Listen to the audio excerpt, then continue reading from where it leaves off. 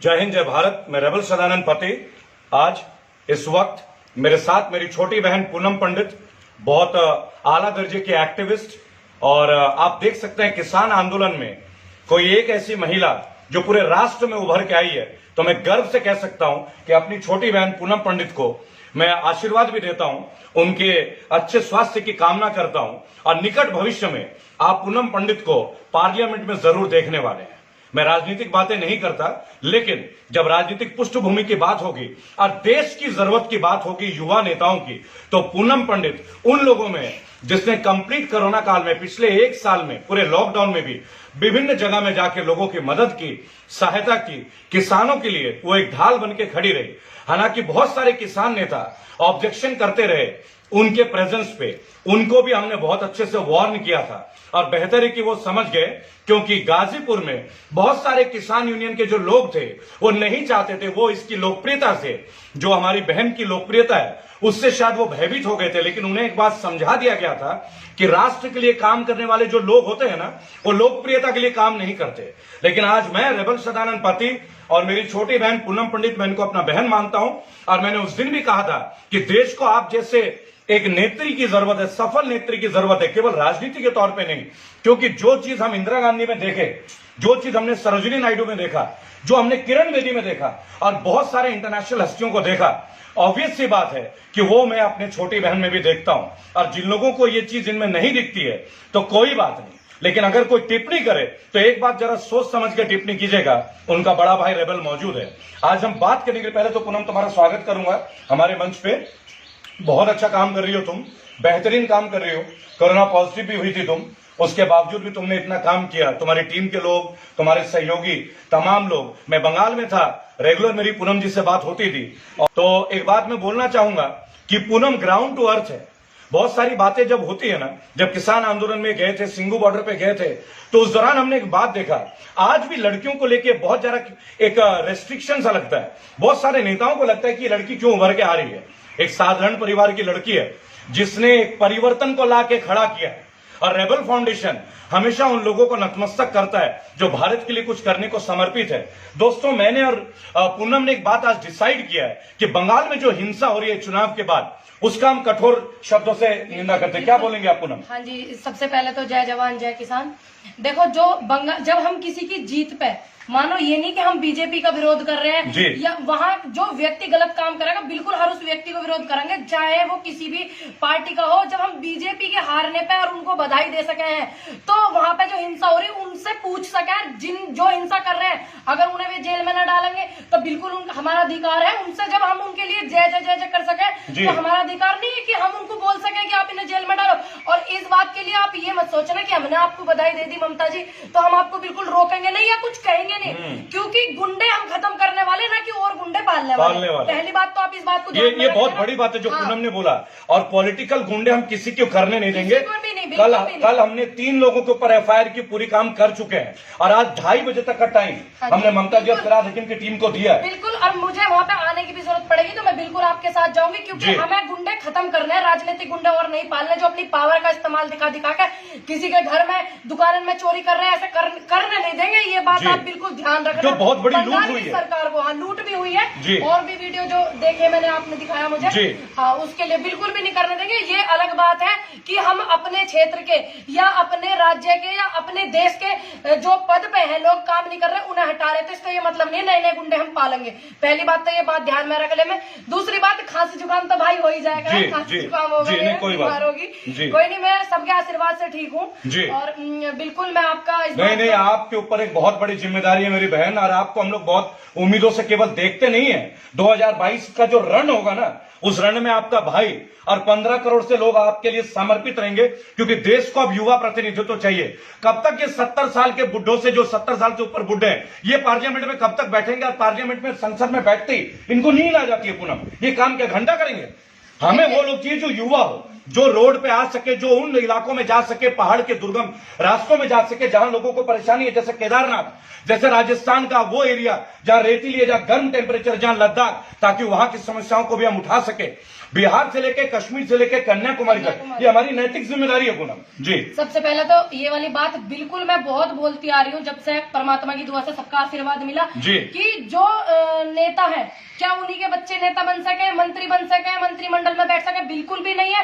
जो जवान लड़के हैं, जवान लड़कियां हैं, मैंने जो काम करा, देखिए राजनीति वो नहीं कि हमने कोई चुनाव जीत लिया घर में अपने कुर्सी पे बैठ गए, राजनीति वो नहीं है।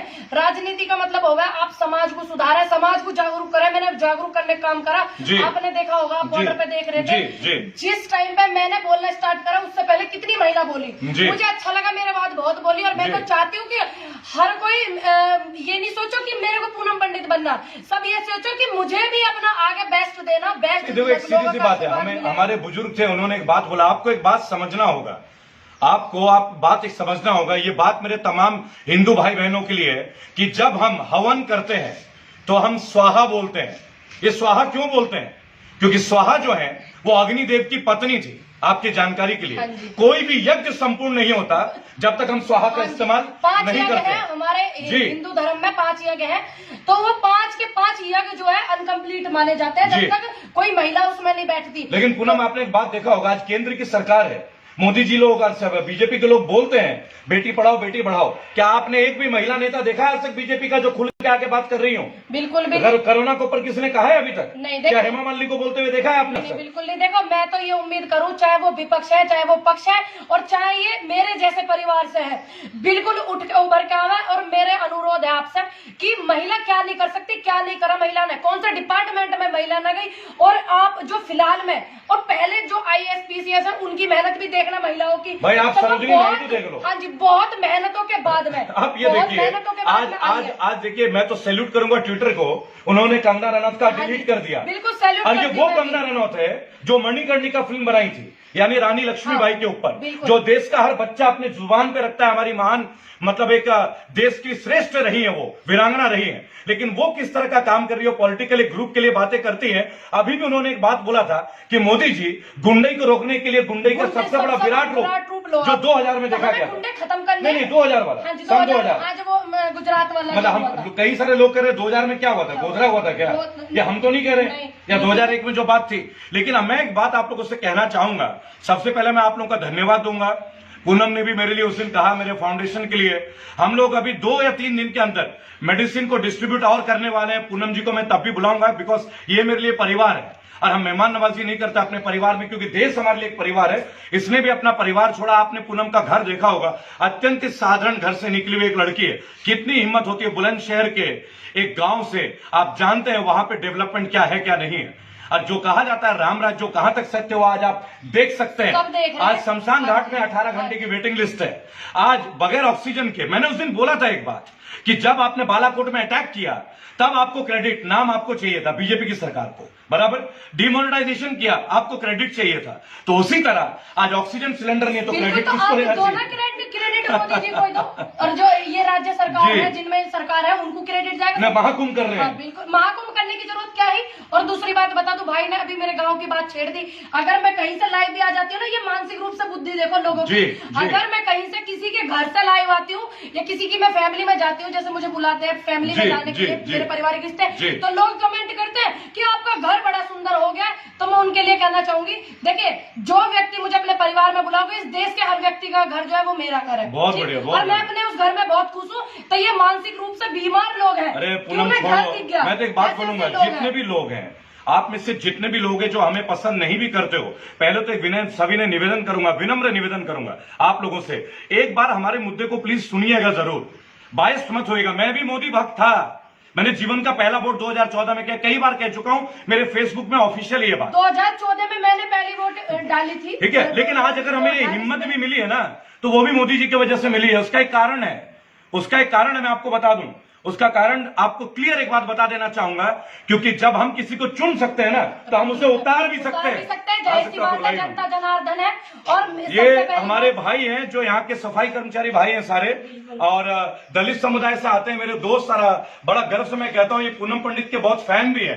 ये भी मैं आपको बताना चाहूंगा। सबसे पहली बात तो आपके लिए मैं कहना चाहूंगी, जितने लोग अब समस्या से जूझ रहे हैं ना, देश जूझ रहा, अगर आप लोग जो फ्रंट लाइन के हेल्थ बोलते हैं वर्कर ना जी, कि ये दलित है, ये अगर आप लोग नहीं होगे ना, लोग यहाँ गंदगी से मर जाएंगे इतने ज्यादा, अगर आप लोग नहीं सपोर्ट करोगे, ठीक है। तो आपके काम को और आपको मैं तो सैल्यूट करती हूँ भाई, जी। एक बात आपको कहना चाहूंगा, रेबल फाउंडेशन, अभी हम लोगों ने काफी सारे ऑक्सीजन सिलेंडर डिस्ट्रीब्यूट किया, वो वीडियो हमने आपको लाइव करके दिखाया था, और रेबल फाउंडेशन को आप लगातार सपोर्ट कर रहे हैं। तो एक बात मैं बोलूंगा, 2 से 3 दिन में अभी हम एक बड़ी मेडिसिन की खेप को डिस्ट्रीब्यूट करने वाले हैं। आप लोगों से इल्तिजा होगी, रिक्वेस्ट होगी, रेबल फाउंडेशन का आप निरंतर सपोर्ट कर रहे हैं, तो रेबल फाउंडेशन का जो पेटीएम गूगल पे का नंबर है 9810208619, मैं रिपीट कर रहा हूं 9810208619, इस पे अपनी डोनेशन जरूर भेजिएगा, आपसे जो भी सफल है कीजिएगा। और एक बात, कल बहुत सारे लोगों ने बदायूं से मुझे कॉल किया था, उनमें से कुछ लोगों को दिल्ली से हमने ऑक्सीजन रिफिल करवा दिया बगैर कोई कॉस्ट के।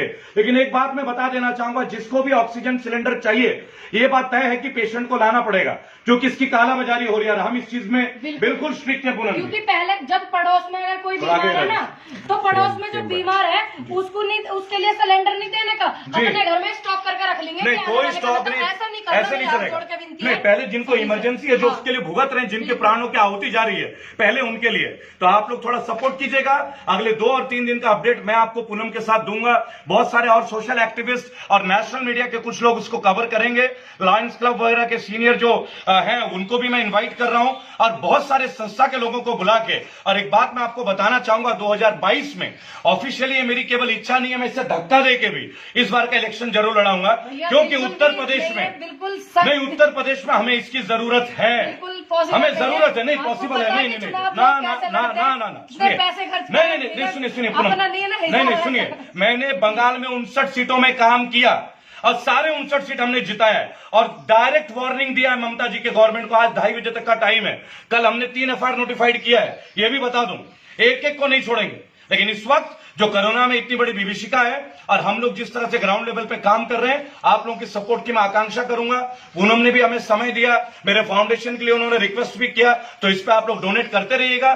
पेटीएम का नंबर है 9810208619। मैं सीधे एक बात बोलूंगा, हम एक्टिविस्ट हैं, कोई मिलियनियर की औलाद नहीं, साधारण मध्यम वर्ग परिवार से संबंध रखते हैं हम लोग। तो जाहिर सी बात है, आप लोग जो भी सहायता देते हैं, उसी से हम आगे भी सहायता करते हैं। आपका दिया हुआ एक छोटा सा राशि भी बहुत बड़ा चेंज ला सकता है। तब तक के लिए मैं आप लोगों से विदा लूंगा, और छोटी बहन को पुनः धन्यवाद दूंगा। और निर्भीक होकर जो इनके विरोधी हैं, एक बार दोबारा बोल दूंगा, इनसे बाद में मिलिएगा, इनके बड़े भाई रेबल सदानंद पति से एक बार जरूर मिल लीजिएगा। गलतफहमी हो तो निकाल के रखिएगा, नहीं तो गलतफहमी निकाल के दिखाई जाएगी। जय हिंद, जय भारत।